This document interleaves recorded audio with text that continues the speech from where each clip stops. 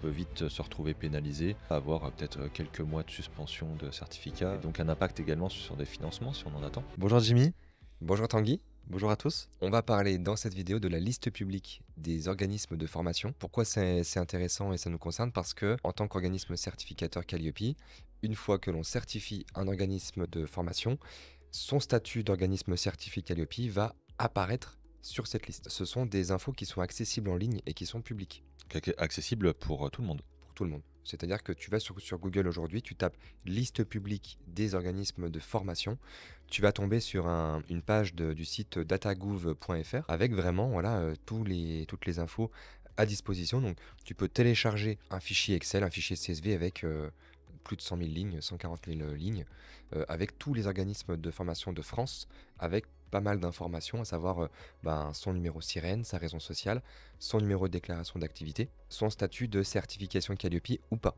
Donc tu vas voir marqué oui, non, non, en fonction de la catégorie d'action qui le concerne. Donc c'est quand même super important parce que si tu es certifié Calliope, les financeurs, les partenaires, type par exemple certaines entreprises, pourraient se dire ok, mais est-ce que moi, est-ce que c'est sûr? Est-ce que vous me racontez pas une salade? Je vais quand même aller vérifier ça. Ce que tu dis, c'est super important. On voit que cette liste, elle a tout son intérêt. Toi, si tu devais me dire les 3 trucs à savoir vis-à-vis de cette liste, ça serait quoi? Déjà, cette liste, elle se met à jour quotidiennement.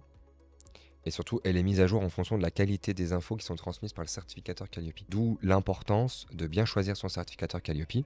À titre d'exemple, en fait, comment ça marche? Il y a 2 dispositifs. Les deux coïncident au même endroit. Si tu veux, tu as une plateforme qui est gérée par la délégation générale de la formation pro. C'est un portail qui s'appelle le FP Connect. On arrive dessus avec ce qu'on appelle un collecteur de flux. Et donc, il y a 2 options. Soit tous les jours, le certificateur dépose un fichier Excel avec toutes les infos du style numéro sirène, certificat Calliope sur telle catégorie et puis la date de fin de validité du certificat. Ou soit il y a ce qu'on appelle une API, donc une automatisation qui permet au certificateur d'alimenter ce collecteur tous les jours. Chez Certifipack, bien sûr, on a fait le choix d'automatiser au maximum grâce à Apollo. Et si tu veux, grâce à Apollo, si par exemple tu es certifié Calliope, donc chez nous le mercredi, tu apparais, si tout va bien, le jeudi sur la liste publique, puisque la nuit, donc tu as les infos qui sont transmises au collecteur de flux de l'État. Et donc derrière, il y a une moulinette qui se fait, donc toutes les infos de chaque certificateur remontent et sont renseignées dans cette liste publique. Le troisième point, si tu veux, c'est que cette liste publique, elle est alimentée sur la base des infos qui sont déclarées par les organismes de formation. Et si je dis ça, c'est important parce que si un organisme ne déclare pas son bilan pédagogique et financier, il peut se faire retirer de cette liste. Pourquoi? Parce que les DRETS régionales, enfin les directions régionales de l'emploi se disent cet organisme n'a pas déclaré son bilan pédagogique et financier, je lui retire son NDA. Sauf que si on te retire ton NDA, tu n'apparais plus sur la liste. Ah oui. Donc, matériellement parlant, ton certificat Calliope devient caduc. Il y a cette notion, liste publique, mais uniquement avec les organismes qui sont à jour de leur déclaration obligatoire. Ouais, en fait, puis le certificat Calliope, au final, c'est pas une immunité quoi, vis-à-vis du NDA.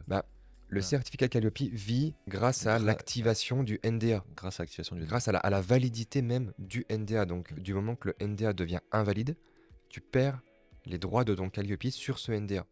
Alors après, attention, là, je veux pas faire trop alarmiste, donc des fois ça peut arriver, tiens, on oublie son BPF ou autre. Oui, parce que le certificat, il est définitivement perdu ou qu'est-ce qui se passe derrière? Non, alors derrière, l'organisme peut contacter sa DRETS, peut dire, écoutez, désolé, j'ai pas reçu le mail, j'ai eu un souci, peu importe, peut faire une déclaration a posteriori, mais souvent, alors maintenant, comment ça se passe? La DRETS réaffecte un nouveau NDA, et donc il faut transmettre ce nouveau NDA à Certifopack, à son certificateur. Voilà, pour que l'on puisse, nous, après derrière, mettre à jour le certificat Calliope et que les infos remontent automatiquement sur la liste publique. D'accord. Donc il y a quand même un enchaînement d'actions, et si on n'est pas très vigilant sur le sujet, on peut vite se retrouver pénalisé, avoir peut-être quelques mois de suspension de certificat, et donc un impact également sur des financements si on en attend. Oui, forcément, parce que les financeurs vont aller chercher l'info à l'instant T de la demande de prise en charge et puis surtout lors du versement.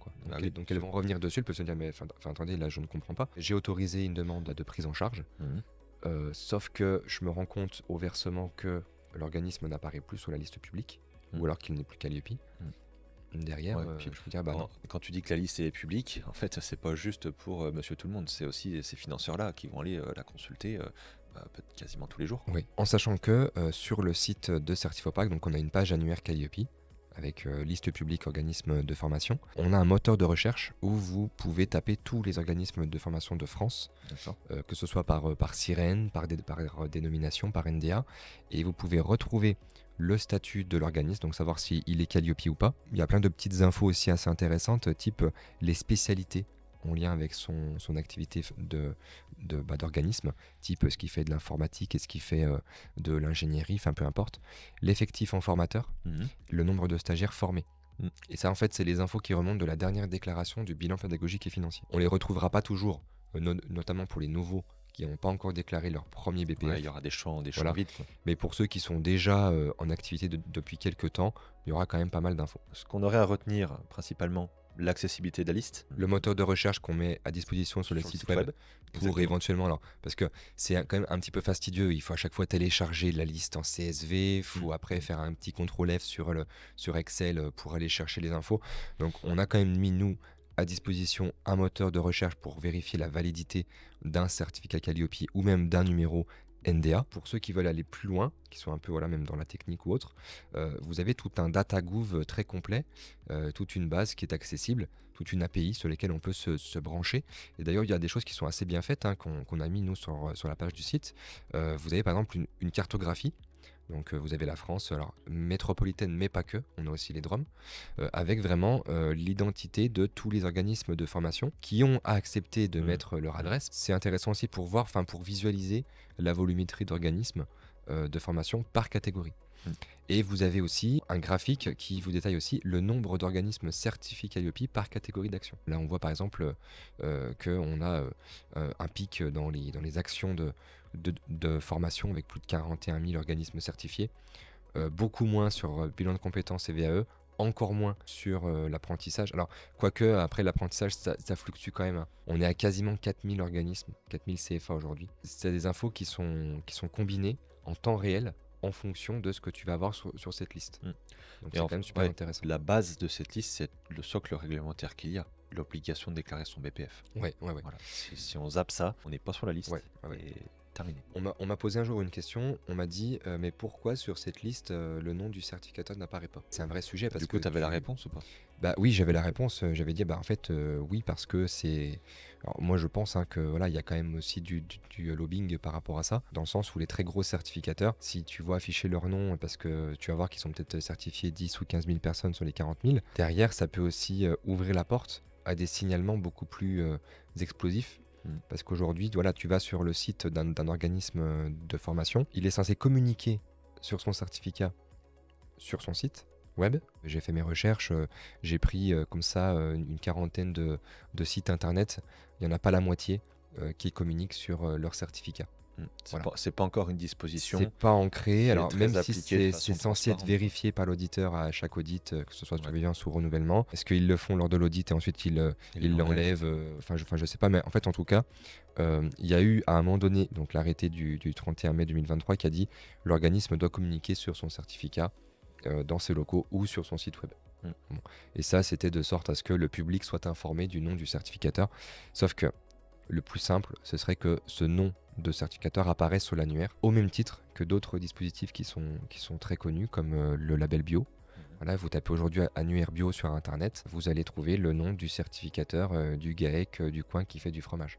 Et vous allez même avoir la date de la dernière évaluation. Donc ça va encore plus loin. C'est super intéressant d'avoir cette info quand même. Bah oui, vous l'avez aussi pour le label RGE. Vous savez, pour le bâtiment, pour les combles, enfin pour isoler les combles ou autres, on veut faire intervenir des artisans qui sont référencés. Eh bien, vous tapez annuaire label RGE, vous avez le nom du certificateur.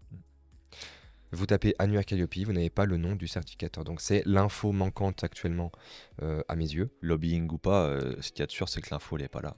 L'info n'est pas là, ça viendra, j'espère, un jour. Ça permettra aussi de sécuriser les apprenants, les bénéficiaires de formation ou les entreprises qui contractualisent avec un centre de formation et qui souhaiteraient faire un signalement un peu plus facilement qu'aujourd'hui.